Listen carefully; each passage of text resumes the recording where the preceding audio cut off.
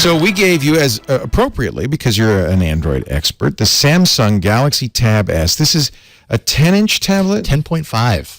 Competing with the Nexus 10 and that kind of, in that realm? Yeah, I mean, possibly competing, well, definitely competing with the likes of like the Apple iPad, because this is not an inexpensive tablet by any stretch. The $500 version of this is $500. The $500 version is $500? Sorry, That's the Wi-Fi unique. only. Just like the iPad, it's the same price as the iPad. Yeah, exactly. If you want LTE, this is running on Sprint's LTE network. This is $649. Okay. On Sprint. So, and that's with how much memory? Storage. And this right here is 16 gigs of storage with micro SD expandable slot. So it sounds like they actually tried to hit Apple's price exactly. That's kind of what they're doing here, and that's absolutely what this is attempting to compete against.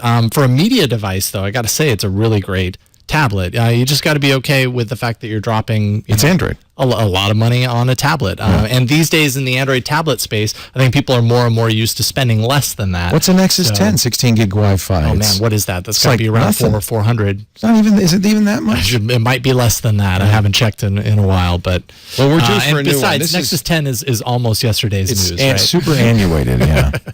So yeah, but this is a really great tablet. I had a lot of fun playing around with this. Just to kind of dive into the specs a little bit, this is a 10.5-inch display, 2560 by 1600 high-res display. It's an AMOLED display, and it's actually the largest AMOLED display on a tablet, the largest AMOLED tablet display that there is right now at 287 pixels per inch. That's one reason it's expensive.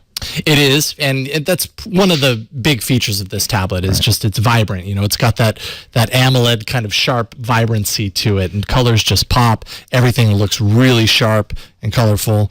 It has 3 gigs of RAM. It's running a 2.3 gigahertz Qualcomm Snapdragon 800 processor. Just an 800. That's an older processor. It is a little bit older. The Wi-Fi only version of this is running one of Samsung's Exynos octa-core processors, but they didn't move that into the LTE version. So this is actually a slower processor than the Galaxy S5 or the Galaxy Note 4. I guess an 800. That would mean so. Yeah.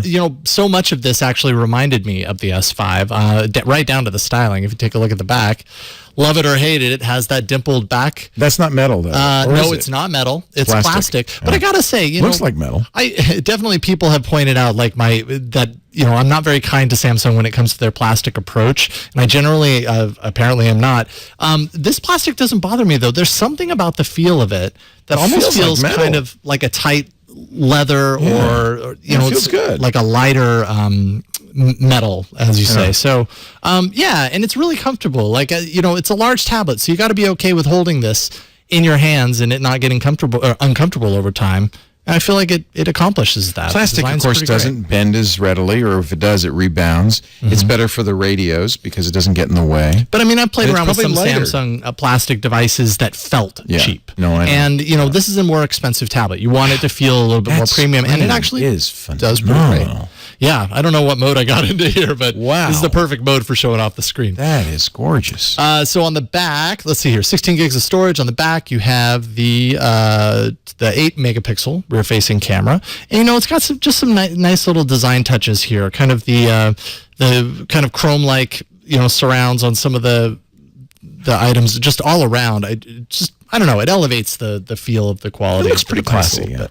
And it also has this kind of like bronze gold-ish color that's pretty pleasing. 2.1 megapixel front-facing camera right there. 7,900 milliamp hour battery. It is Wi-Fi 802.11 AC compatible, so that's good. It does have the biometric fingerprint scanner. I turned it off because it would plague the entire review, but you just kind of swipe your finger so this over. home button is also a fingerprint reader. Above it, there's a little kind of biometric. That's like finger. the S5 and the Note 4. Yes, exactly.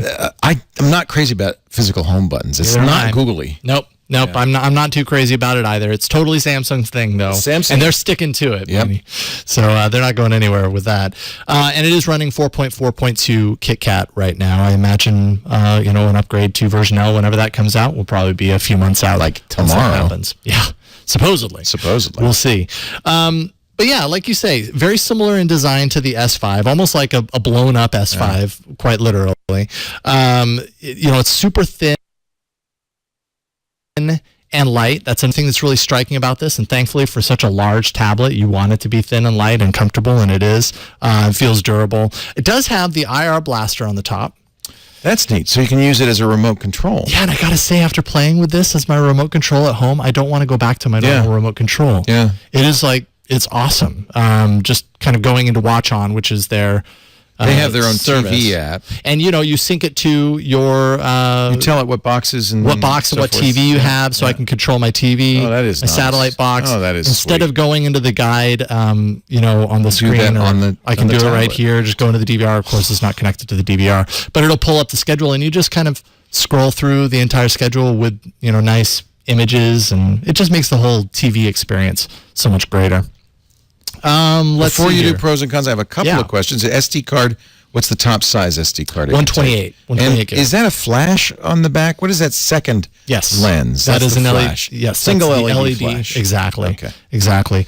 Camera, again, it's a tablet camera, so... I saw some of the pictures. It looked okay. Yeah, they're all right. I believe that's with beauty face, by the way. Does my skin look so beautiful?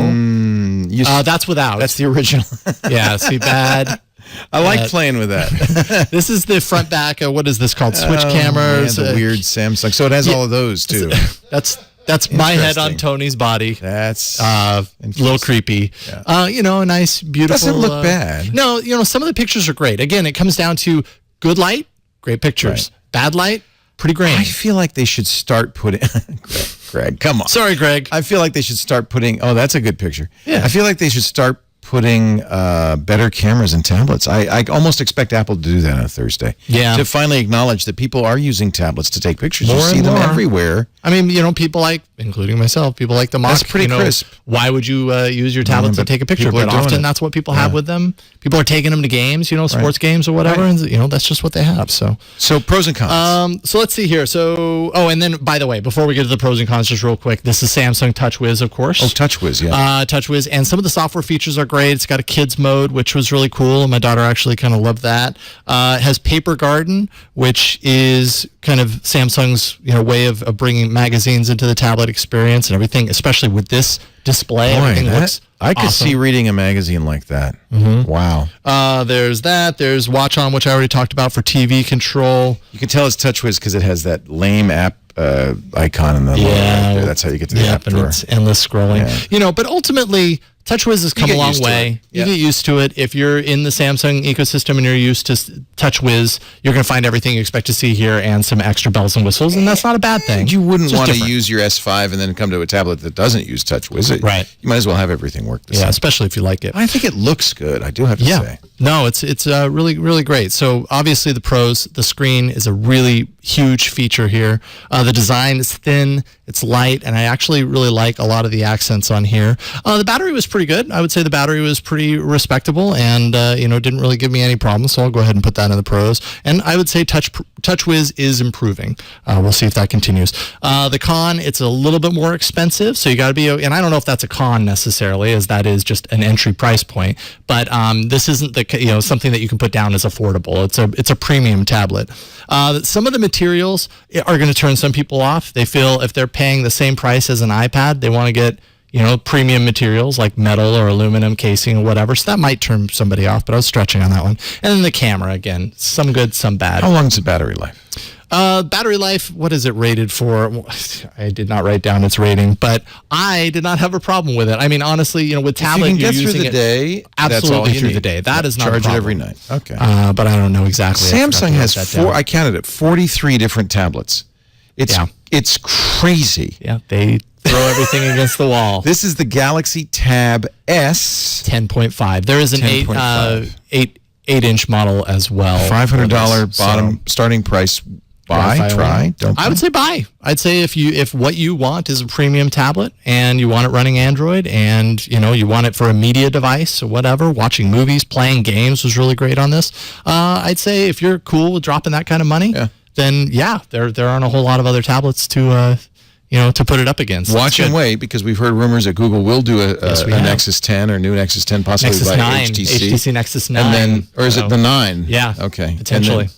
And maybe even tomorrow. Yep. We don't know. We know Shamu is probably coming out tomorrow.